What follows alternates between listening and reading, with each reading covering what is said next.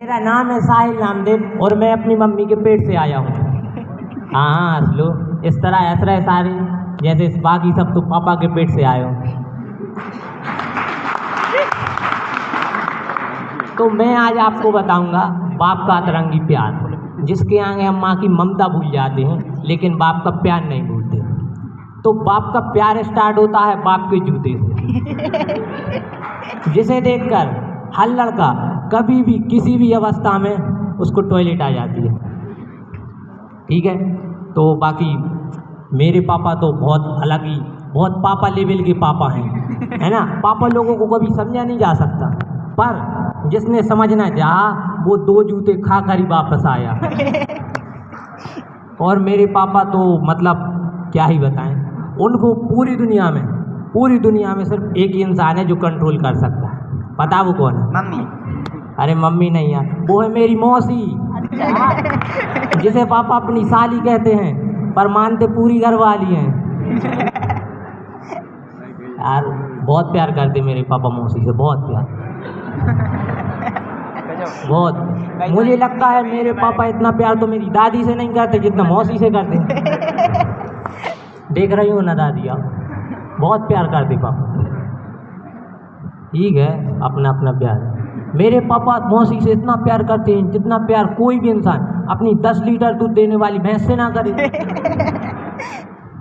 हाँ मजा आ रहा है एकदम बिल्कुल पापा को। हाँ है ना, पापा मौसी के लिए मार्केट ले जाते हैं और आलू चाप पानी पूरी A1 क्वालिटी की खिलाते हैं। पर जब खिलाने की बारी आती है मेरी, तो मुझे 5 रुपए वाला पुंगा खिलाते हैं। पुंगा जिस पे मिर्ची लगी होती है, लाल वाली, जिसे खाने के बाद सुबह से मुझे बहुत प्रॉब्लम होती है ना। वैसे ऐसी बात नहीं है, बहुत संस्कारी है मेरे पापा, बहुत संस्कारी, बहुत सीधे हैं, भोले भी हैं। कभी कई बार घर में जब मौसी आती हैं तो मेरे पापा की याददाश्त ही चली जाती है। बिल्कुल, वो मेरी मम्मी को मौसी और मौसी को घरवाली समझने लगते हैं, पर वो मेरे बम में जूता मारना कभी नहीं भूलते। लगातार 18 साल से एक ही जगह जूता खा कर, एक ही जगह। अब तो मेरे यहाँ नंबर 7 छप भी गया है ना। और किसी के साथ होता है ऐसा? सबके ही साथ होता होगा, पर ऐसी कोई बात नहीं है। बाकी पापा और मेरी दोस्ती भी अच्छी है, बहुत अच्छी दोस्ती है हम बाप बेटे की। हमारी दोस्ती इतनी अच्छी है कि आज मैं शो में अपने पापा का कच्चा पहन कर आ गया। पता नहीं पापा ने घर पे क्या पहना होगा, पर कोई ना, मुझे ढीला तो लग रहा है पर कंफर्टेबल तो है। पापा ने क्या पहना होगा मुझे तो ये प्रॉब्लम लग रही है। शायद मौसी का प्लाजो पहना होगा।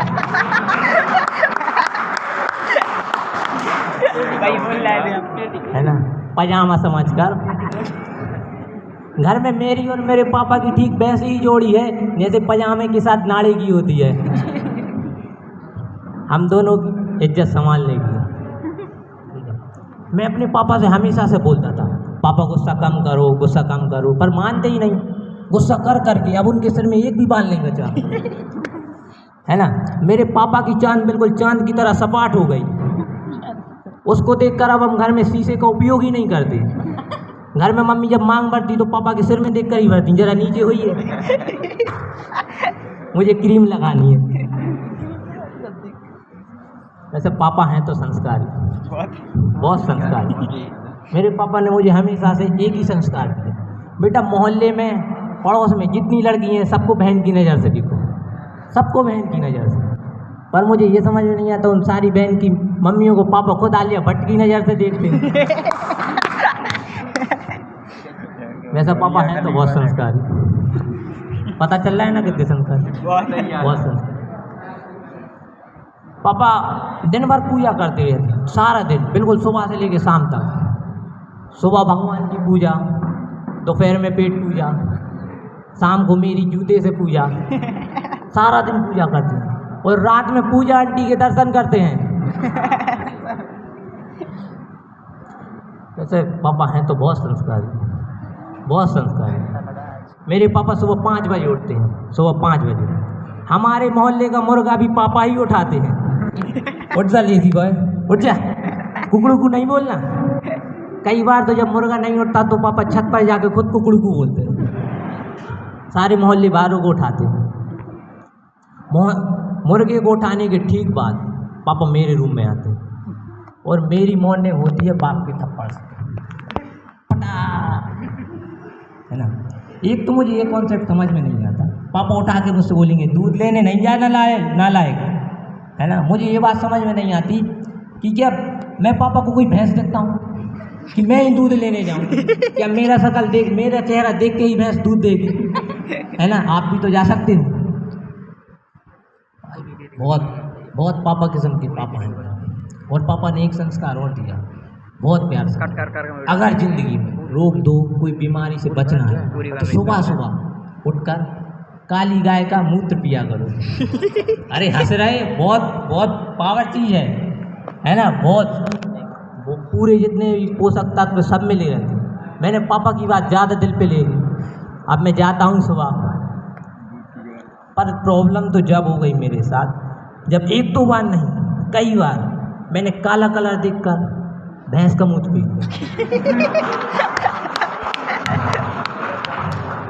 उसे पीने के बाद जो एनर्जी आई है ना मुझे, जो एनर्जी, अब मैं एक टाइम तो भुसा ही खाने लगा हूँ।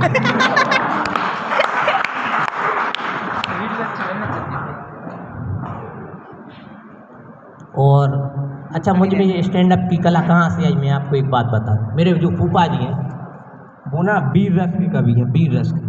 हमेशा से उनको आदत है, वीर रस के कवि जानते हो जो चिल्ला के बात करते हैं, है ना। पाकिस्तान हमारा है, इंच इंच पे झंडे गाड़ देंगे। अरे ज़मीन है तो सही, सब जगह गाड़ दोगे फिर निगेंगे कहाँ, है ना। सामने वालों के सीने में लगा देंगे।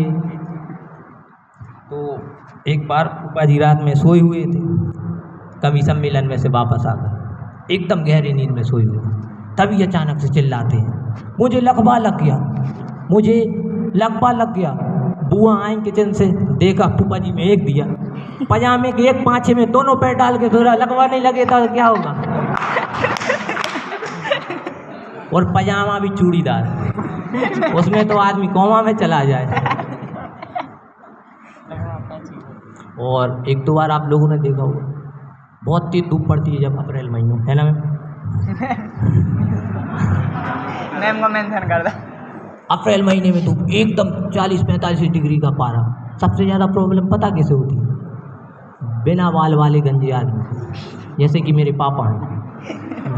ये जब घर से बाहर निकलते हैं तो धीरे धीरे इनका सिर गर्म होगा, गर्म होकर एकदम लाल होगा, बिल्कुल गुलाब जामुन की तरह।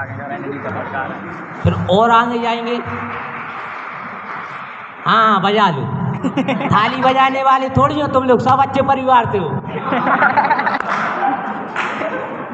अब बजाओ, है ना। तो एकदम गर्म जाएंगे आगे, एकदम फिर चेहरे पे पसीना आएगा, ऐसा लगता है गुलाब जामुन चाशनी में डूबा हो है। पापा का सिर इतना गर्म हो जाता, कभी कभी इतना गर्म हो जाता कि मम्मी रोटी पापा के सिर पर ही सेक देती हैं। ठीक है, थैंक यू।